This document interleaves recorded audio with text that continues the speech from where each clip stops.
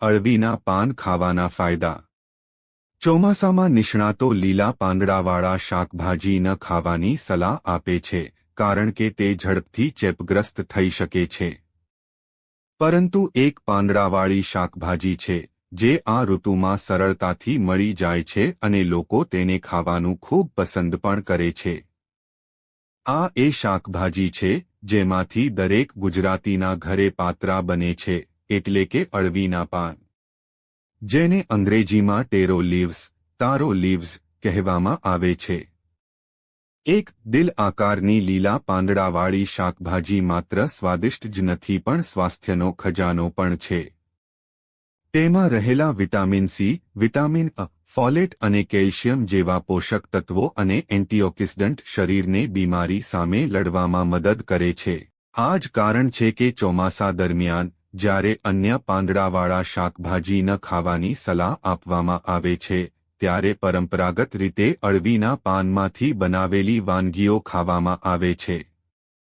2. અળવીના પાંદડામાં એન્ટીઓક્સિડેટિવ, એન્ટીડાયાબિટીક, anti-cancer, એન્ટીમાઇક્રોબાયલ અને anti-inflammatory ગુણો હોય છે, જે સંધિવા અને હાઈ બ્લડ પ્રેશર સહિત અનેક બીમારીથી બચવામાં મદદરૂપ થાય છે.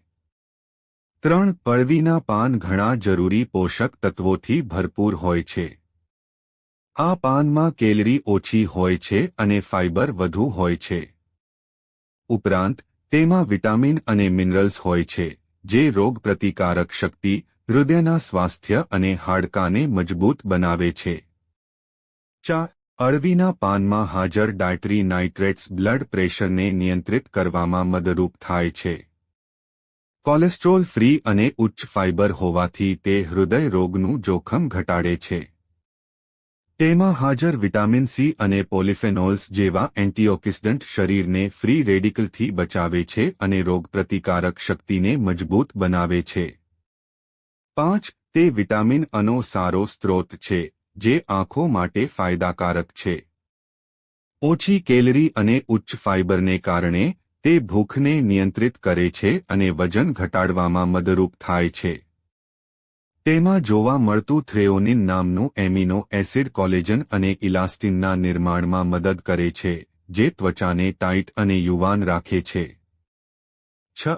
અળવીના પાનને ઘણી સ્વાદિષ્ટ અને પૌષ્ટિક રીતે આહારમાં સમાવી શકાય છે. જેમ કે પાત્રા બનાવીને, ચણાના લોટ અને મસાલાથી લપેટીને, અળવીના પાનને ગોળ ગોળ ફેરવવામાં આવે છે, બાફવામાં આવે છે અને તળવામાં આવે છે. આ એક સ્વાદિષ્ટ નાસ્તો છે, ખાસ કરીને ચોમાસા દરમિયાન તેને ખૂબ જ પસંદ કરવામાં આવે છે. તે ઘણા નામોથી ઓળખાય છે. અળવીના પાનને કાપીને બટાકા, ચણા અથવા મગની દાળ સાથે શાકભાજી અથવા ગ્રેવી બનાવી શકાય છે. પાંદડાને બારીક કાપીને લોટમાં ભેળવીને પરાઠા બનાવી શકાય છે. તેને થોડું ઉકાળીને અથવા પીસીને વેજીટેબલ સૂપ અથવા સ્ટ્યુમાં પણ ઉમેરી શકાય છે. મહારાષ્ટ્રમાં તેનો ઉપયોગ ઇડલી, ઢોકળા અથવા અન્ય આથાવાળી વાનગીઓમાં પણ થાય છે. ઉકાળેલા કે બાફેલા પાનને હળવા મસાલા સાથે તળીને સ્વાદિષ્ટ શાક બનાવી શકાય છે. 7. કાચા અળવીના પાન ખાવા ખતરનાક બની શકે છે કારણ કે તેમાં ઓક્સાલેટ નામનું તત્વ હોય છે, જે ગળામાં દુખાવો અથવા કિડનીમાં પથરી જેવી સમસ્યાઓનું કારણ બની શકે છે. તેથી કોઈપણ વાનગી બનાવવા માટે તેને યોગ્ય રીતે તૈયાર કરવી અને રાંધવી ખૂબ જ મહત્વપૂર્ણ છે. 8. ટા માટે સૌપ્રથમ તાજા, લીલા અને ડાઘમુક્ત પાંદડા પસંદ કરો. દાંડીઓ કાપીને વહેતા પાણીમાં પાંદડાને સારી રીતે ધોઈ લો.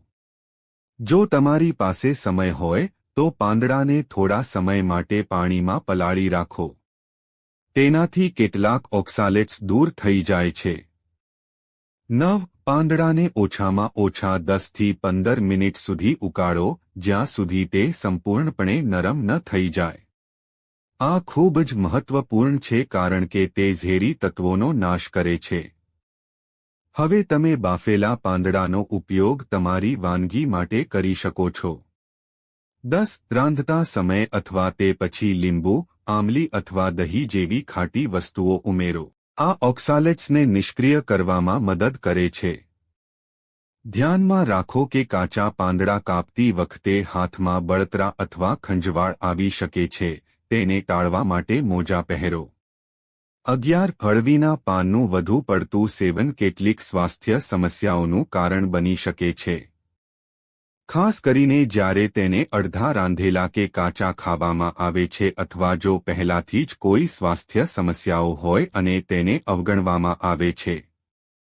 તેને વધુ પડતું ખાવાથી કેટલાક લોકોને ગેસ, પેટનું ફૂલાવું, પેટમાં દુખાવો, ગળામાં બળતરા અથવા ખંજવાળ આવી શકે છે. તેથી તેને અઠવાડિયામાં ફક્ત 1 કે 2 વાર ખાઓ.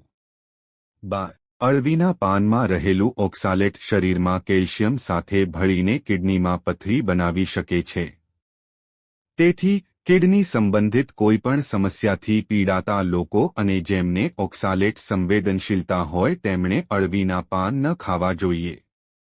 આ ઉપરાંત કોઈપણ ક્રોનિક સ્વાસ્થ્ય સ્થિતિથી પીડાતા લોકો અને બાળકો અને સગર્ભાઓએ તેને ખાતા પહેલા ડોક્ટરની સલાહ લેવી જોઈએ. મિત્રો, જો તમને વિડિયો પસંદ આવ્યો હોય તો લાઇક કરો અને સબસ્ક્રાઇબ કરો અને બાજુમાં આપેલા બેલ આઇકન પ્રેસ કરીને ઓલ પર પ્રેસ કરજો જેથી તમને વિડિયોની નોટિફિકેશન સૌથી પહેલા મળતી રહે. અને વિડિયો છેલ્લે સુધી જોવા બદલ આપ સૌનો આભાર.